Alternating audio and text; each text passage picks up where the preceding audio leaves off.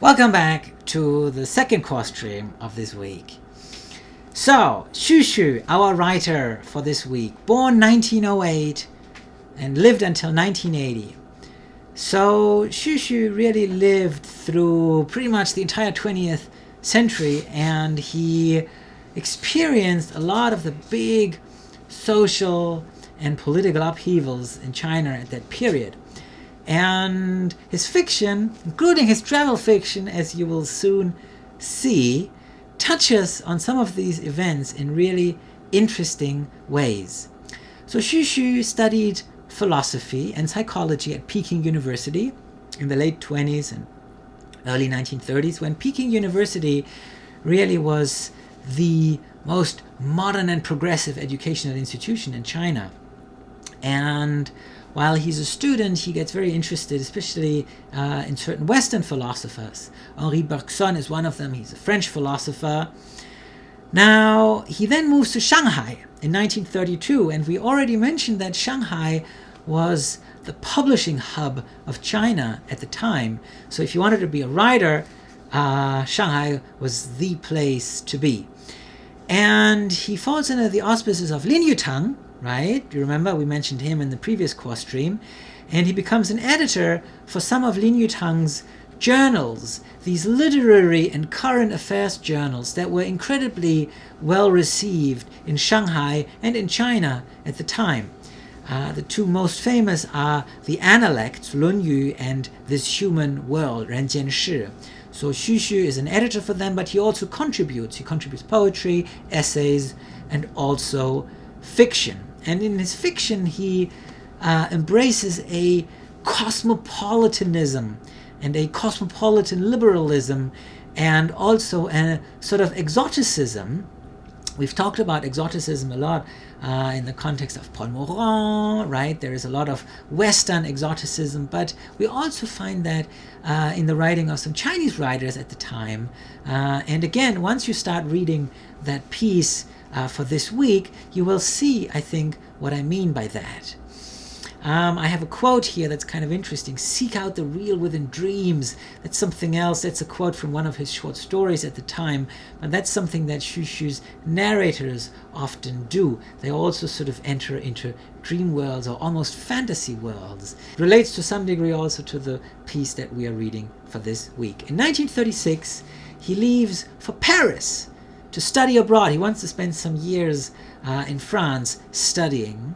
And he leaves aboard the SS Conteverde, right? That's our ship, right? The ship on our opening slides and the ship that we just discussed, right? That ship that played a pivotal role in bringing European Jewish refugees to Shanghai.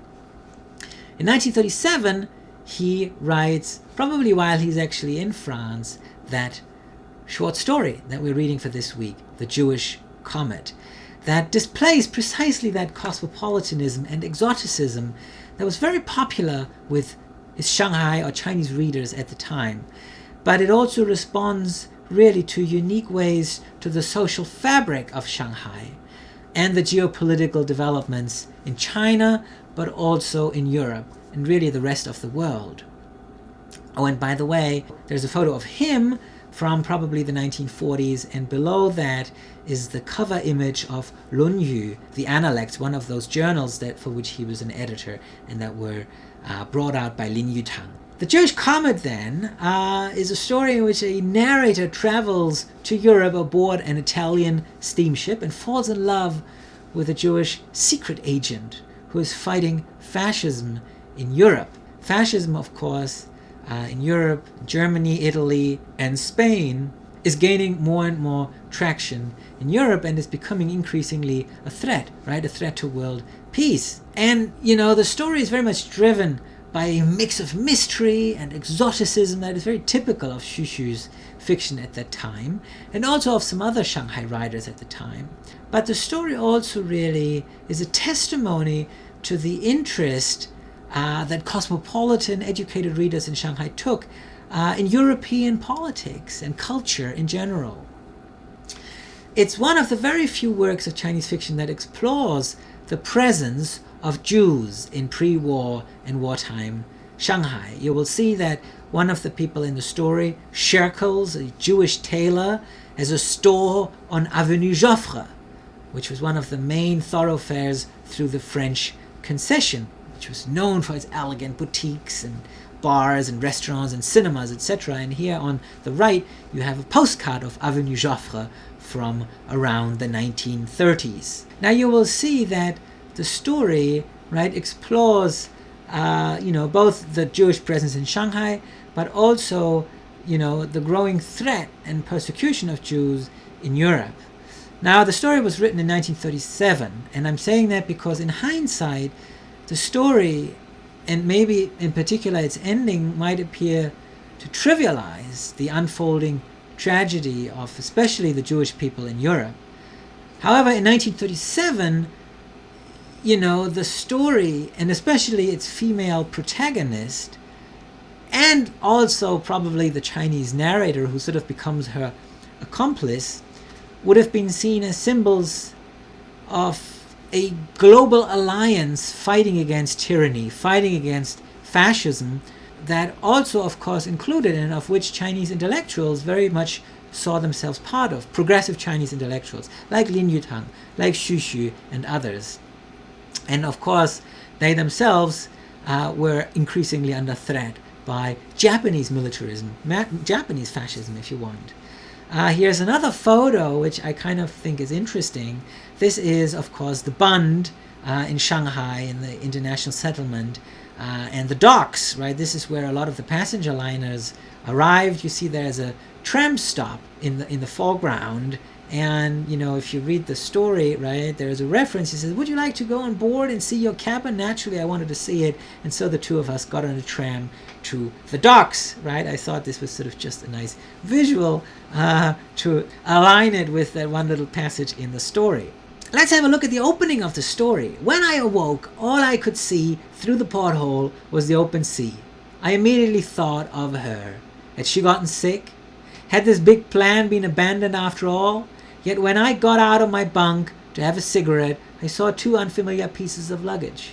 When I also noticed some items of makeup and some toiletries next to the wash basin, I knew that she must have come on board after all. Still, I was not entirely sure yet, because when I had gone to bed, it was 3 a.m. The ship had been scheduled to sail at 4. Could she really have embarked that late? I wanted to find out and slipped into my shoes. I hurriedly washed and went to the dining room to have breakfast. There were still a few scattered passengers in the dining room. Even before I could step inside and see if maybe she was still there, I noticed a woman dressed in blue and grey, waving at me from a table on the left. I had no idea whether it was her or not, but since it was a European-looking woman who was waving at me, it had to be her.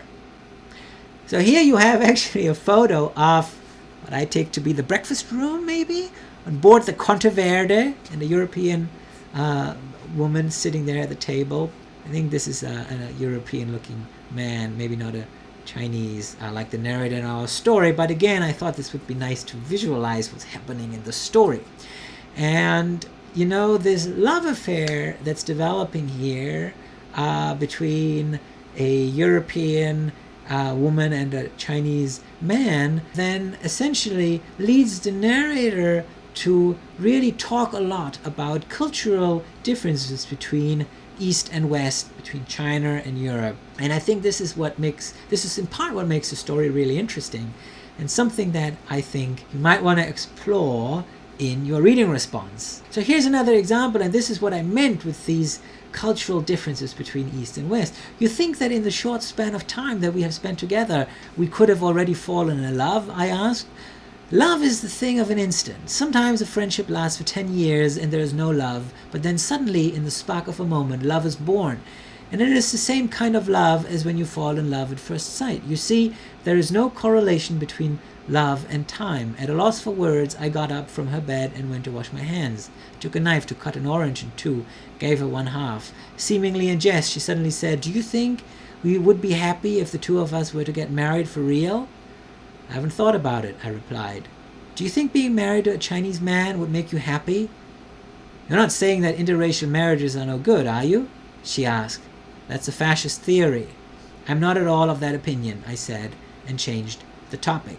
Again, as you will see, this question of East-West cultural differences, similarities is very much at the center of the story, and I encourage you to reflect on that in your response.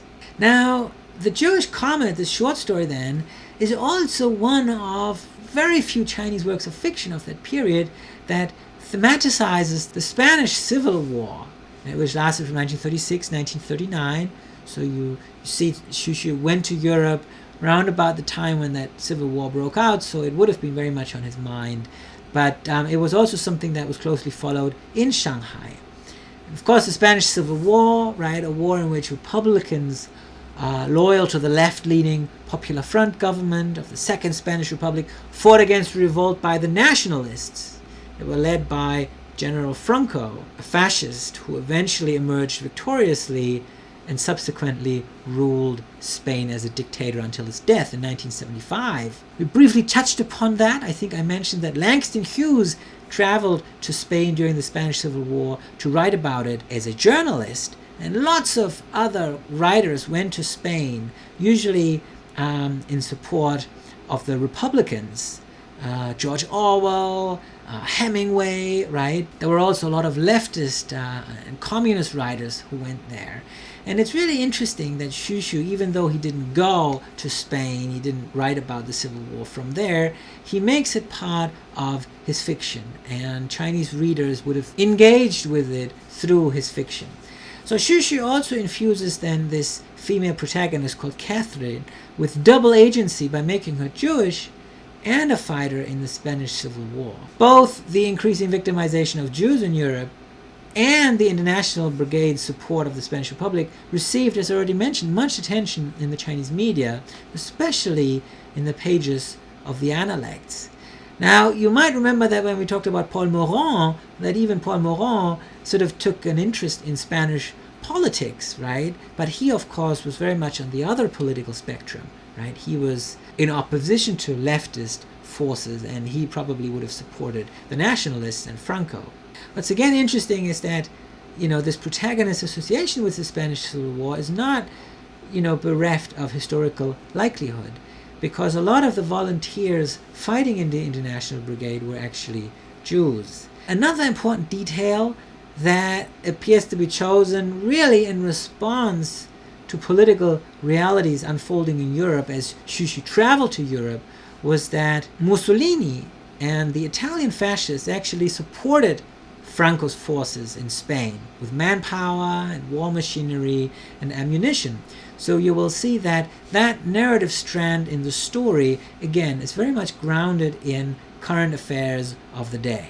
Now, the Spanish Civil War really was on a lot of artists' mind, right? I already mentioned those writers who went there. Many of you probably have seen this painting by Pablo Picasso called Guernica, which is the name of a city in northern Spain that was bombed by German planes that the Nazis had sent in support of Franco. Nazi Germany and fascist Italy, you remember, had supported Franco. And Picasso, he really wanted to visualize the terror and the frightening reality of war that resulted from that bombing. Now, let's quickly recap the questions that you might want to think about as you approach this text by Xu Xu. Here's a photo of him from the 1950s. Xu Xu later went into exile in Hong Kong after the founding of the People's Republic of China. To what degree is the work a product of the language and culture that produced it, right? 1930s Shanghai. What kind of image does it project of the cultures or countries the writer is traveling to? What larger socio-historic phenomena is the work responding to or a product of? What ultimately motivates the act of traveling? And then maybe a little bit more specific, why did a Chinese writer travel to Europe in the 1930s? Why did Xu Xu write a fictional account of what he might or might not have experienced? How much might he have experienced? You might want to speculate about that. How does his work differ from readings of previous weeks in terms of focus, style, audience, depiction of people he meets? You might want to think about Moriogai, right, who also wrote a fictional account of his stay in Europe. You might want to think of Paul Morand or any of the other works we've read.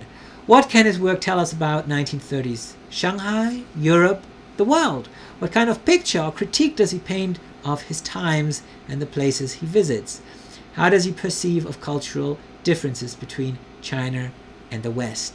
And finally, how do we as 21st century travelers react to Xu Xu's account? If you want to read more of Xu Xu's short stories, I want to direct you to a set of translations that I have published in a collection called Bird Talk and Other Stories by Xu Xu, and our library holds an electronic copy of that book.